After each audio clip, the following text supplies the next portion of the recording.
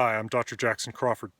I teach Old Norse and Norse mythology and related subjects at the University of California. And in fall 2017, I'm happy to report that I'll be returning home to the Rockies to teach at the University of Colorado Boulder.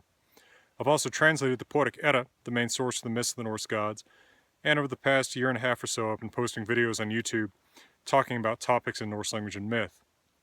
Recently, I've been answering questions posed to me by Patreon supporters, and in this video, I'll be answering a question posed by supporter Simon Stribe, who asks whether, in the same way that we can reconstruct a Proto-Indo-European language based on correspondences between languages in the Indo-European family, can we reconstruct a Proto-Indo-European religion, and does the Norse mythological system have its roots in that belief system? Well, there probably are some aspects of Proto-Indo-European myth and religion that we can reconstruct based on the descendant Indo-European mythologies. But there are no such exact correspondences between them as there are between the languages. Religion can change surprisingly fast in just a couple of generations. New ideas take hold, new gods are perhaps inspired by the actions of new people or by contacts with new cultures or what have you, and you can have a change pretty fast. It's pretty hard to document and trace backwards. But there are elements in Norse myth that are connectable to elements in other Indo-European traditions. One of the most striking, especially at first glance, is the close correspondence between the god Thor in Norse myth and Perun in Slavic myth. In fact, the name Perun looks like it may well be cognate with, have the same ancestor word as an old word for Thor, which is Fjorgen. The Slavic god Perun is a red-haired god of thunder who rides around in a chariot pulled by goats. He has a hammer called a molnia, which means lightning, and he also throws explosive apples, which I guess is different from Thor, but kind of cool. The correspondences between these two figures are far too close for it to be a coincidence, but do they both trace to a common Indo-European ancestor? Or, a little bit more likely maybe, do these close similarities come from later close contacts between Germanic-speaking peoples and Slavic-speaking peoples? Or do they result from maybe a common borrowing by both Germanic and Slavic peoples from another group, maybe speakers of a Baltic language or speakers of a Uralic language? It's really hard to say. Some names in various different Indo-European pantheons do appear to trace back to common inherited Proto-Indo-European names. The only such name that's easily traceable in the Norse mythology is Týr, the one-handed god who gave up his hand to the wolf Fenrir in order to imprison him. Tyr's name is cognate with Zeus in Greek, as well as Jupiter in Latin, which is Zeus, father. The Piter just means father, and Jauspatar in the Vedic texts from India. This suggests that Týr is in fact an extremely ancient deity, and in fact that he may once have had a much more prominent role in Norse myth than he has in the Eddas that are preserved from about 1,000 years ago. Týr may once have been a sky god and the head of the pantheon on par with a Zeus or Jupiter.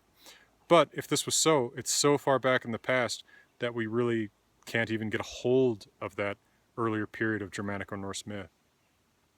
There are also some aspects of the myths of gods whose names may not be traceable back to a Proto-Indo-European god, but whose actions do have similarities to actions of other gods. For instance, Thor and his myth of slaying the Midgard serpent, preserved, for instance, in the Poetic Edda and the poem Himskviða. This is very similar to a dragon-slaying myth about Indra that's recorded in the Vedas from India.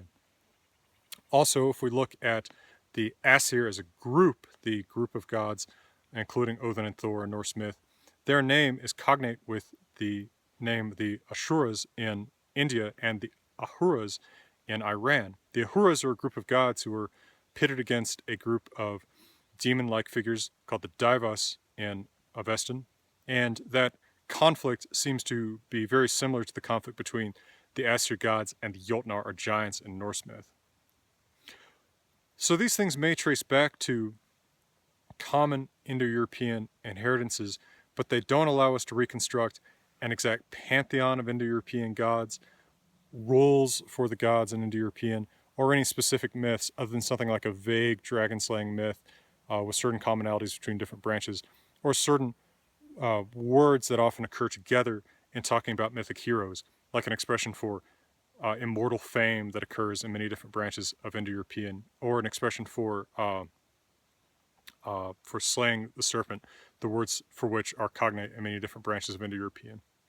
There are also ritual elements that do appear to crop up in different Indo-European traditions, including horse sacrifice as a major element in early worship.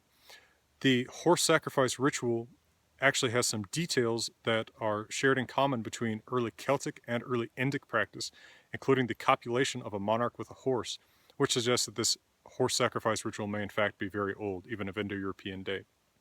But again, this doesn't really allow us to reconstruct an exact system. It's also possible, of course, that Norse myth and other mythological systems have borrowed details, gods, rituals, whatever, from non-Indo-European systems. But in that case, we're even less well equipped to say what those systems might have been because, well, Old Norse is the earliest language that we have written down in Scandinavia, or its ancestor, Proto-Germanic or Proto-Norse. So we just don't know what was practiced there before the Germanic-speaking peoples arrived. Well, I hope this has somewhat answered your question, and I thank everyone on Patreon again for your support and for your questions. And from the wilderness of the American West, I'm wishing you all the best.